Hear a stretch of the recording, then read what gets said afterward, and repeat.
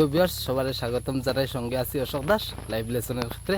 আজকে আর একটা tips share করবো আমি মানি ম্যানেজমেন্টের উপরে। Follow the money management tips, let's go start the video. আসলে মানি ম্যানেজমেন্ট টিপস যেটা শেয়ার করলে অনেক টিপস আছে যেগুলা মানে আমরা জানি না এবং ইউটিলাইজ করি না, ব্যবহার করি না টিপসগুলারে। সো আজকের যে টিপসগুলো শেয়ার করতে চলেছি, যেমন দেখো, আমরা প্রত্যেকে জানি একটা কথা যে দান করলে পুণ্য হয়, কিন্তু দান কোন পর্যায়ে করতে লাগে, কিভাবে করতে লাগে আমরা বেশিরভাগ করি না। তো দানটা করা একদম ভালো জিনিস। দান করতে গেলে কিন্তু আবার একটা কথা আছে ভাই, দান যে করতাম আমি 200 টাকা ইনকাম করি না, আমারে খাওয়াইয়া 300 টাকা আমার কাছে চাইলো, সাহায্য চাইলো, তো আমার পক্ষে ইম্পসিবল হয়ে যাবে। তো দান করতে ঠিক, কিন্তু সবার আগে নিজের সেভিং, নিজের পারিবারিক খরচ ক্ষেত্রে যা খরচ আছে এবং পার্সোনালি সব কিছু ম্যানেজ করার পরে অবশিষ্ট একটা অংশ দানের লাগি কমসে কম রাখতে লাগে। যেমন মনে করো আমরা একদিনের আজকের একদম মিনিমাম একটা অ্যাভারেজ, আজকে তুমি শুধুমাত্র 500 টাকা ইনকাম করছো সমস্ত দিনের মধ্যে, 500 টাকারে তুমি ডিভাইড করতে লাগবো সবার ফার্স্টে।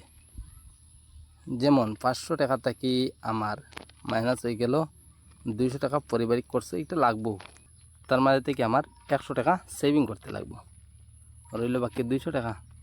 100 টাকা তো জরুরি কোনো চিকিৎসা লাগে, চিকিৎসার ক্ষেত্রে বা ইম্পর্টেন্ট কাজের লাগে 100 টাকা আমার মিনিমাম রাখতে লাগে। এবার রইল আমার কাছে শুধুমাত্র 100 টাকা, শুধুমাত্র 100 টাকা। 50 টাকা আমি খরচ করতে লাগবো আমার এনজয়ের কাজে, এখন আমার কাছে রয়েছে মাত্র 50 টাকা, এখন আমার কাছে ব্যালেন্স মাত্র 50 টাকা আছে।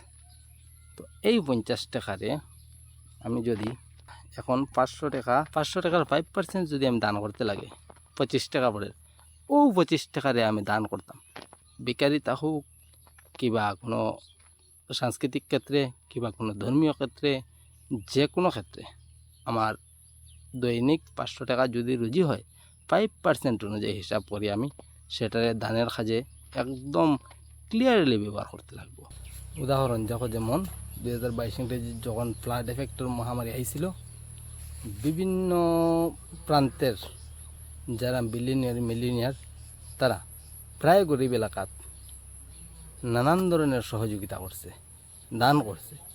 যত বেশি দান করছে তত বেশি তারা কমছে নি, কোনো দিনও কমছে না, বাড়বো। এর মধ্যে যে আমরা মধ্যবিত্ত গরিবের যে মারাত্মক ভুলগুলো আছে, মারাত্মক ভুলগুলার টিপস আছে, সব টিপস ভিডিওর মাধ্যমে পাওয়া যায় না, তবে আমি চেষ্টা করবো যে টিপসে স্টেপ বাই স্টেপ একটা একটা করিয়া প্রত্যেকটা আমি শেয়ার করব।